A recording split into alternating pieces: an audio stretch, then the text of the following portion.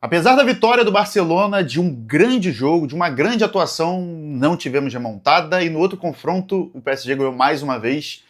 Não tivemos virada nessa tarde de Champions, mas tivemos um excelente Atlético de Madrid e Barcelona. Nós vamos falar sobre isso, mas antes eu peço aquele ritual de sempre de você deixar o seu like, se inscrever no canal e compartilhar com aquele seu amigo que gosta de futebol, beleza?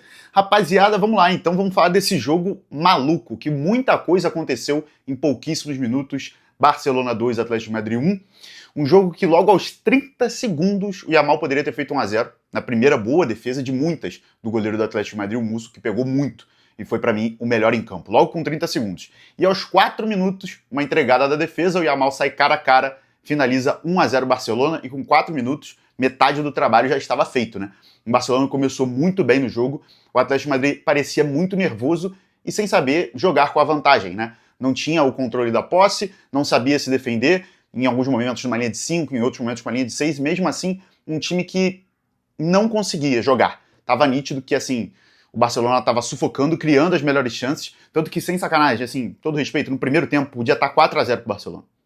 Esse foi o nível da atuação do Barcelona no primeiro tempo. E chegou o segundo gol aos 24 minutos. Né, na boa jogada, na excelente finalização do Ferran Torres, num excelente passe do Dani Olmo, 2-0 Barcelona com 24 minutos e um time apático do Atlético de Madrid dava pinta de atropelo, tá? Aos 24 minutos, muita gente pensou a mesma coisa que eu pensei, acredito. Meu amigo, o negócio tá feio. O Barcelona vai atropelar o Atlético de Madrid. Mas aí, cara, ainda assim, tá? Aos 25 tem um outro lance que o Fermin poderia ter feito 3-0, e aí o goleiro do Atlético de Madrid faz mais uma excelente defesa, para você ver o nível, né, de chances criadas pelo Barcelona no primeiro tempo. Tem uma outra também na finalização do Ferran Torres. Então, assim, um time que criou diversas chances poderia ter feito 3-0. Não seria loucura ter feito 4-0, mas aí parece que uma chavinha ligou para o Atlético de Madrid. E no único contra-ataque que teve, na única boa jogada, o Lookman finalizando dentro da área no contra-ataque, 2-1, e assim nós encerramos o primeiro tempo. Mas uma sensação muito boa pelo lado do Barcelona, que conseguiu reduzir a vantagem, fez um excelente primeiro tempo, e do Atlético de Madrid um sentimento muito ambíguo, eu diria, né, no primeiro tempo. Você consegue um gol na única jogada que você teve, mas você só teve uma jogada e você foi massacrado e o seu goleiro era o melhor em campo. Então dava pinta ainda de que o Barcelona ia virar. Né? Eu disse aqui quando saiu os confrontos, quando saiu o chaveamento das oitavas, a minha aposta era que o Atlético de Madrid seria semifinalista e que o Barcelona não passaria do Atlético de Madrid pela questão da linha alta, e acabou se comprovando, mas o Barcelona poderia tranquilamente ter passado hoje. E assim que dá um intervalo, eu tenho a sensação de que, cara, eu acho que o Barcelona vai passar. Eu acho que o Barcelona vai passar. O Yamal tá num dia muito bom, o Dani Olmo tava num dia muito bom. Eu acho que o Barcelona tem tudo para passar. O Ferran também num dia muito bom. O Fermin um pouco abaixo, mas o time do Barcelona estava jogando bem, né? E na segunda etapa, o Atlético de Madrid, não sei o que rolou no vestiário, mas o Simeone deve ter dado um esporro antológico.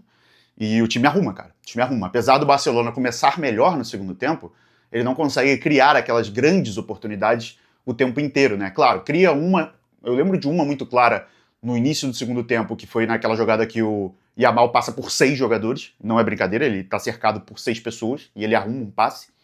E o Daniel acaba finalizando mal. Mas tirando esse lance, era mais o Barcelona rondando um pouco a área e um Atlético mais confortável no jogo, sabendo administrar a sua vantagem, mesmo que agora fosse apenas de um gol, né? E o Atlético estava confortável.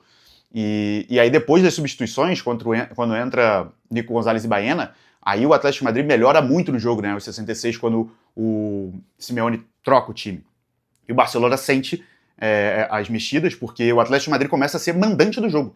Coisa que ele não foi na eliminatória inteira. Ele consegue rondar mais a área, finalizar com perigo. Exige uma grande defesa de João Garcia para manter o Barcelona vivo na finalização do Lenormand, se eu não me engano. Então um Atlético que começa a empurrar o Barcelona para o campo de defesa. Bem o oposto do que a gente espera de um Atlético de Madrid jogando com vantagem, né? Mas eu acho que era isso que deveria fazer mesmo ao longo do jogo inteiro, para ficar mais confortável no jogo e cedendo muito pouco ao Barcelona, até que vem o lance aos 80 minutos, que o Solar vai sair cara a cara com o goleiro, e aí vem a falta do Eric Garcia, muito bem expulso pelo VAR, na minha opinião. A torcida do Barcelona reclama muito desse lance, porque o Koundé estava relativamente perto, mas ele não chegaria. O Solar ia sair cara a cara, e eu não achei uma decisão errada do Eric também, não, tá? Faltando 10 minutos, tomar o gol ou um cartão vermelho, nesse lance específico, é melhor tomar o cartão vermelho, e foi o que aconteceu. E aí o Atlético jogou com um a mais, administrou muito bem até os acréscimos. Nos acréscimos, o Barcelona começa a ensaiar uma pressão, os cruzamentos, tem uma cabeçada com o Lewandowski, tem outra com o Araújo, a última bola, mas não consegue chegar ao gol que levaria a prorrogação mesmo com um homem a menos, e veio mais uma eliminação traumática na Champions, mais uma eliminação traumática do Barcelona na Liga dos Campeões. Tá somando, né, eliminações traumáticas. A última foi a mais traumática de todas para mim, né, o jogo contra a Inter. Mas é de novo o que eu falei, cara, assim, é muito difícil. O jogo do Barcelona, ele gera muitos riscos. Você jogar dessa forma traz muitos riscos e traz muito benefício. Só que quando você cede essa margem de campo e cede essas grandes chances para Levante, para Girona, no Campeonato Espanhol, você não toma tantos gols, porque os atacantes de Levante, Girona e Mallorca não vão fazer essas grandes chances, não vão converter elas o tempo inteiro. Mas quando você pega um time competente, como foi na última Champions, pegando a Inter, como já tinha sido nas quartas contra o Dortmund, que o Barcelona faz 4-0, e ainda assim fica perigando de ser eliminado no jogo da volta, é muito difícil que esses times não convertam essas grandes chances que você dá, né? E apesar do Barcelona ter criado mais, como a gente falou nesse jogo, se houvesse justiça no futebol, eu odeio esse termo de justiça no futebol, mas se o futebol fosse justo e fosse quem cria as melhores chances, o Barcelona teria avançado, isso é fato. Mas não é isso. Não é isso. Então, eu acho que, sei que tá no DNA, eu sei que o time faz isso muito bem, vai ser campeão espanhol, tá nítido para todo mundo, mas eu acho que para um nível de enfrentamento de Champions, quando você enfrenta times melhores, você tem que saber dosar essa linha alta, você tem que saber dosar esse desequilíbrio entre o seu ataque e a sua defesa, que é nítido para todo mundo, né? Então, o Atlético de Madrid, uma única escapada na volta no segundo tempo, mesmo com um homem a mais, acho que conseguiu o gol. Na única escapada hoje no primeiro tempo, conseguiu o gol também. Então, é muito difícil. E essa linha alta cedeu esses 2 gols, essa linha alta cedeu as 2 expulsões.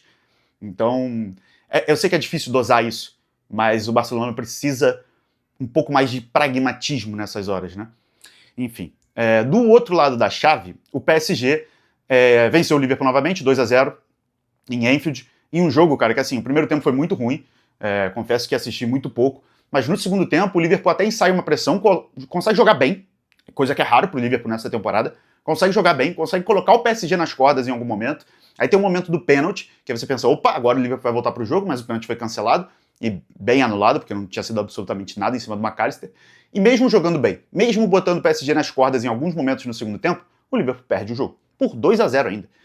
E não dá pra falar que é injusto, porque o 4-0 no agregado entre PSG e Liverpool mostra bem a diferença do que é o PSG e do que é o Liverpool na temporada.